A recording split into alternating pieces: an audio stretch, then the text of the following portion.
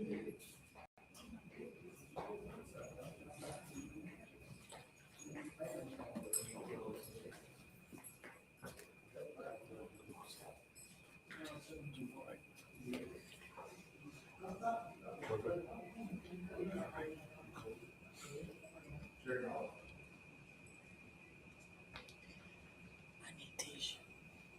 already about to cut up.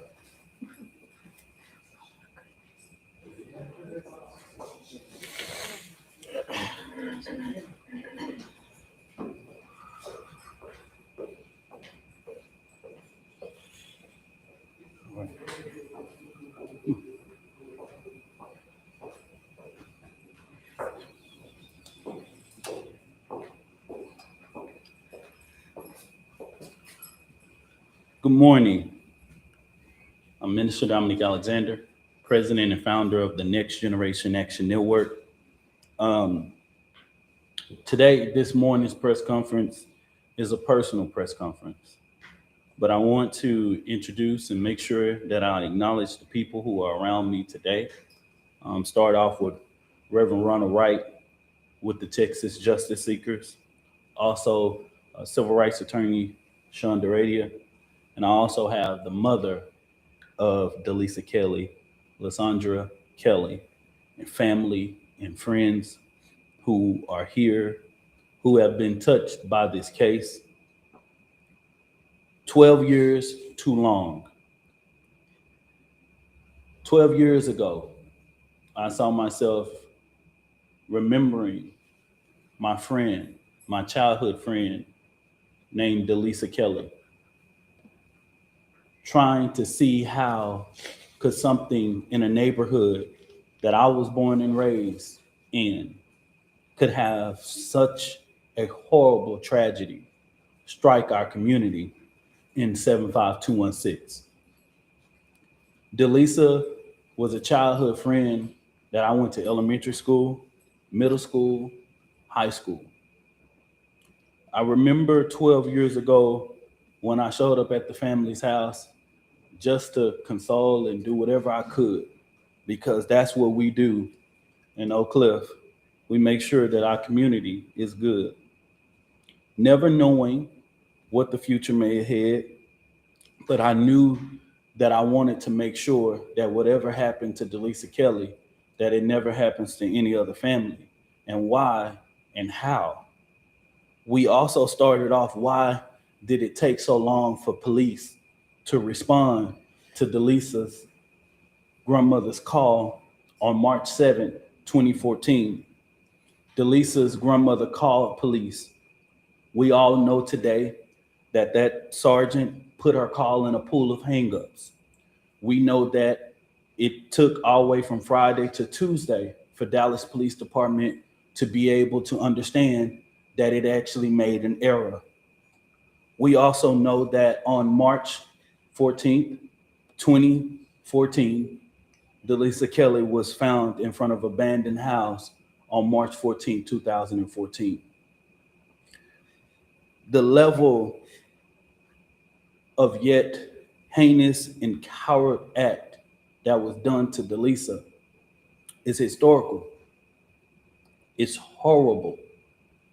I remember this family had the courage to open up the casket, to let the world see what happened to D'Lisa.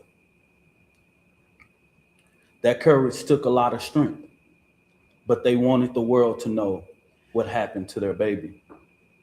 D'Lisa left a 2-year-old who is about to approach high school as a 9th grader. We knew that one day we would have to tell little Danye what happened to his mother. And we knew that it wasn't going to be a comfortable conversation. But 12 years, we need justice. We demand justice. The person who killed D'Lisa Kelley is a free person, is a person who have for the last 12 years been able to go on with this life while this family lives and yet trauma. Like I said before, D'Lisa was a childhood friend. I never knew that 12 years later that I would be standing in the capacity that I stand in today. D'Lisa's case is what woke me up. It what directed the path of what God had in store in my life. This press conference today is a hard one because it brings a lot of emotions. It brings 12 years of yet pain and just unforgettable moment. Today, on what would have been D'Lisa Kelley's 37th birthday, D'Lisa left this world when she was 24 years old, 2 months pregnant. We call on Dallas Police Department to reopen this case, to do whatever you can to make sure that the person who done this to D'Lisa is caught. Our request brought about history and changed history here in the state of Texas. Because of this tragedy, we were able to bring a missing alert system here in the state of Texas called the Clear Alert, with the help of Reverend Ronald Wright, State Representative Tony Rose, and so many people, and Sergeant Willie Ford of the Dallas Police Department. We was able to create a missing alert system that now is helping families. This system has been able to save so many people since it's been signed into law in 2019. And today, all we stand here today is say, we want justice. 12 years is far too long. Somebody know what happened to D'Lisa Kelley. Somebody know who did this. Somebody can come forward and be able to let Dallas Police Department know what you know. Before I pass this off to Reverend Ronald Wright, I just call on to people and say, what if it was your daughter, your granddaughter, your sister, your cousin? Would you want somebody to stand up and say something? Justice for D'Lisa Kelley. I'm bringing it to Reverend Wright. All right, thank you all. I'm Reverend Ronald Wright, Executive Director of Justice Seekers Texas. And like Dominique said, for 12 years ago, he contacted me and said, Reverend Wright, we got a situation where a friend of mine lied. And as we looked into it, we found out what took place with D'Lisa. And today, 12 years later, the family has not gotten any reports from the Dallas Police Department. And we would like to ask the Dallas Police Department to reopen this case and put some real investigators in it so we can find out what took place. Because from what actually took place, if you hear it, you'll say they should have been able to done something by then. But apparently they didn't. So the family had suffered for many, many years because of the lack of duties done by the Dallas Police Department. But as a community and a group of people, until we wake up, we're going to continue to suffer for the lack of disparity on certain race of people when it comes to homicide and murders. And I know you all know what's going on now. We've been out here already talking about certain things. But we're asking the police to reopen this case. And after we show and they know what took place, because the person that was in charge didn't do his job. And we're asking for just justice for this family. I mean, I rarely know anybody can kill somebody and walk around and never get caught.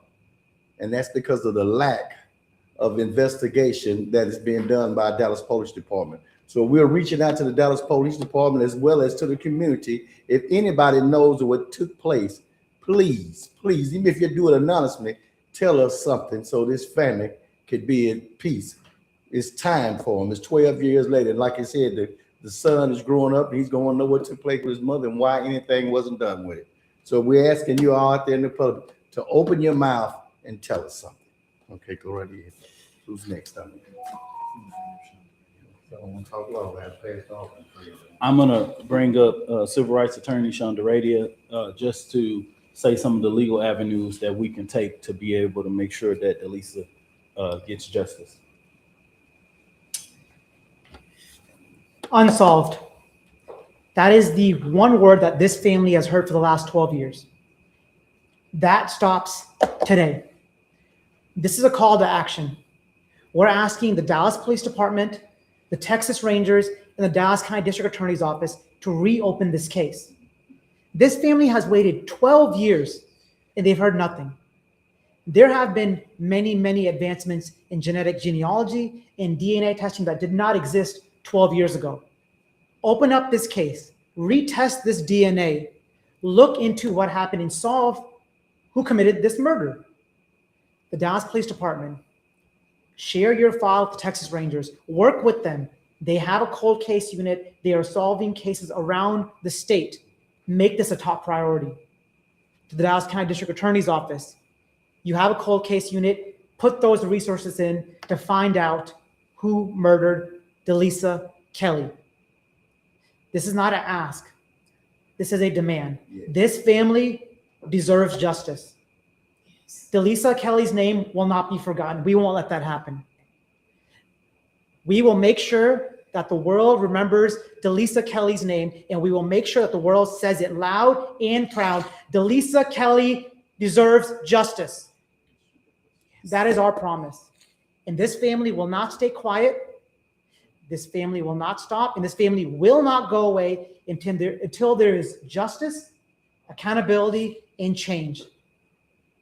Justice, so this family can have closure, so that D'Lisa Kelley's name doesn't die in vain.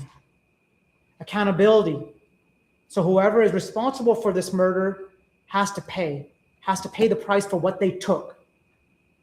And most importantly, change. So no mother has to stand here before cameras, before the world, begging to get justice for her daughter after 12 long years. I want to thank Minister Dominique Alexander and the Next Generation Action Network for all their work in this case. They've followed this case for the last 12 years. We will ensure going forward, this team, that we will make sure that D'Lisa Kelley and her family get the justice that they deserve. Thank you. Before I bring up the mother to say this, there wouldn't be any Next Generation Action Network without D'Lisa Kelley. This organization would not exist. It's very hard for me to bring Sam and have her do this today because I saw these tears for 12 years. I saw the pain of this family that has hunt them hard. And I want people to really connect. And for some people that don't know nothing about this case, for some of the people that they remember where they were or they remember this great tragedy at that time, we're committed to making sure that justice is served in this situation. And we want to make sure that DPD, and I know we've communicated with them and they've cooperated with being able to go down this lane. And we hope that people in the public be able to help them in their quest.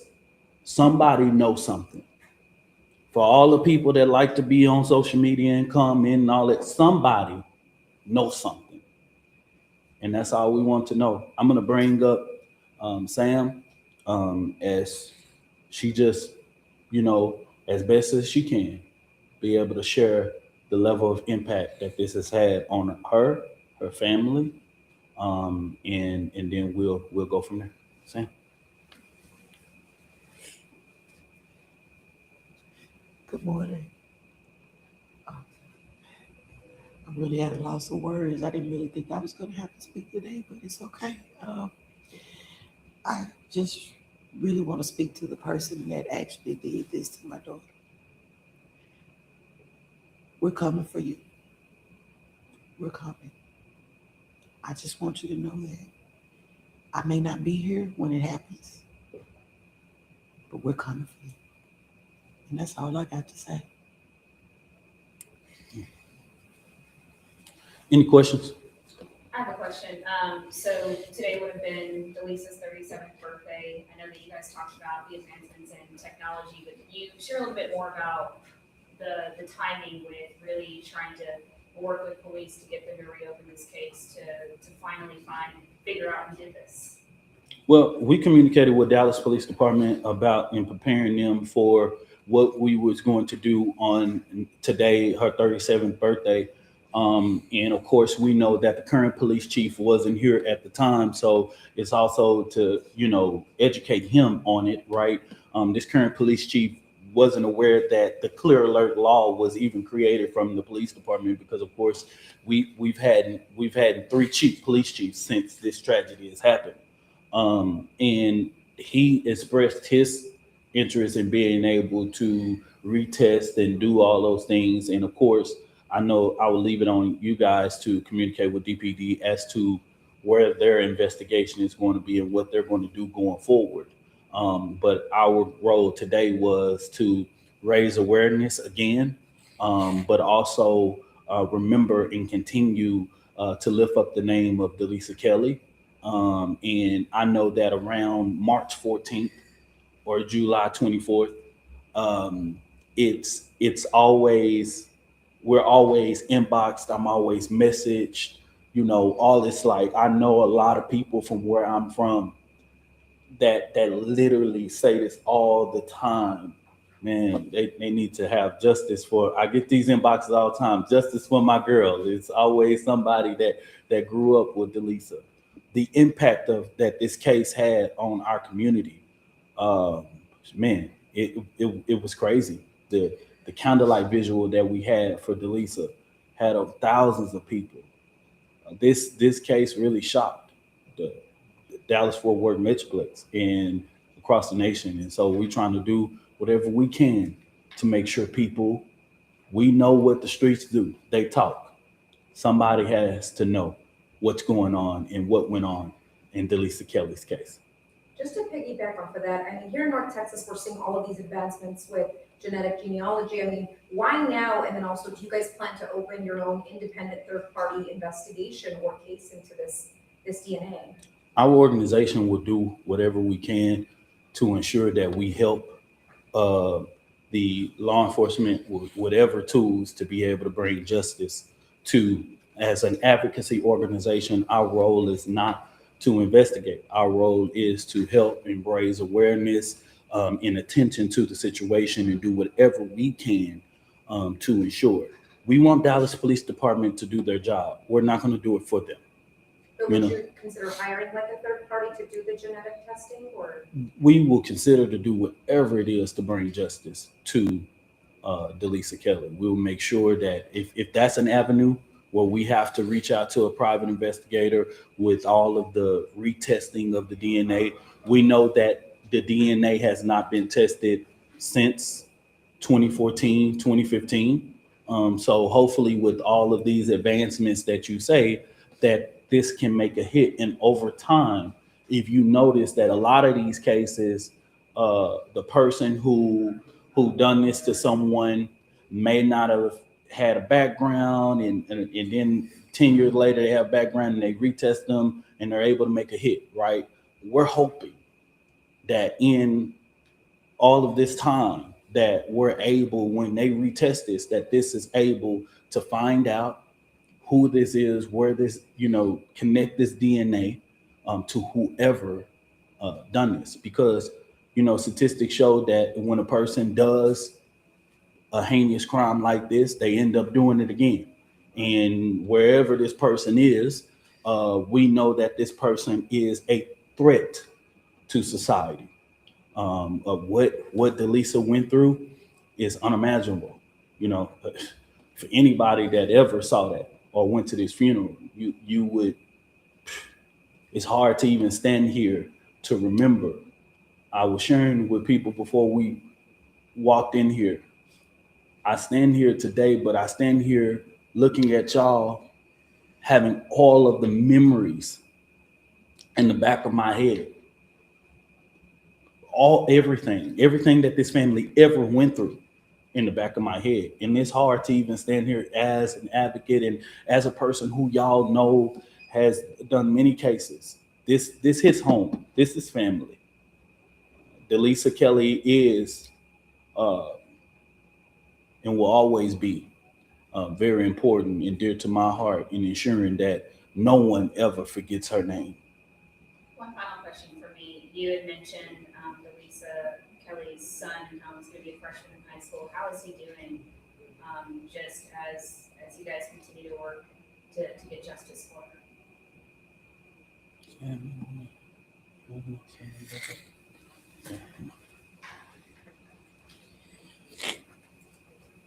He's developing quite well.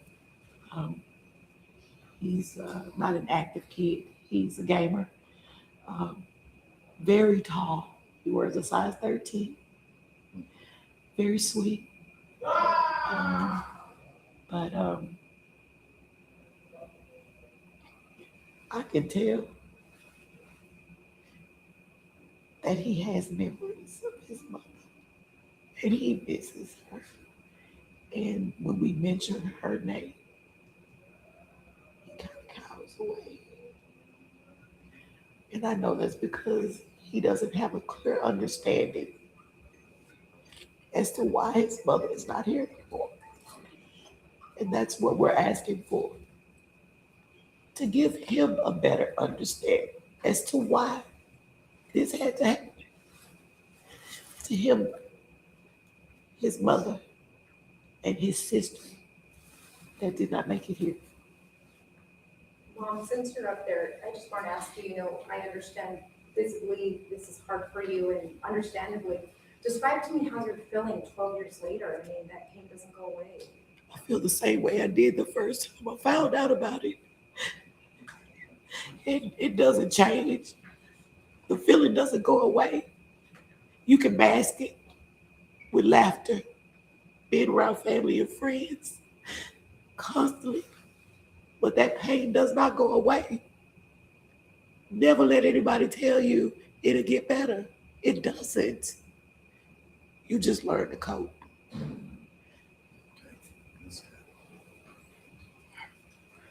Heidi, at the we want justice. We want justice for D'Lisa Kelley. We want to make sure that we raise awareness and we ask, and this is my final plea to the public.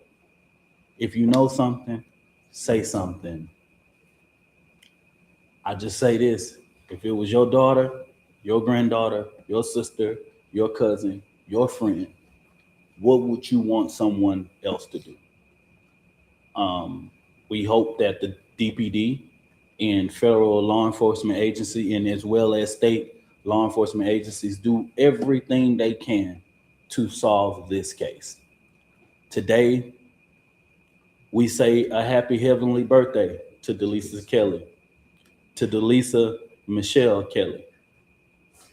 We remember her, we love her, and we will continue to make sure that her legacy lives on forever. And thank y'all for coming here today. And I pray that y'all continue to pray for the Kelley family, their friends, because this ain't easy at all to remember 12 years later. Thank y'all. Thank you.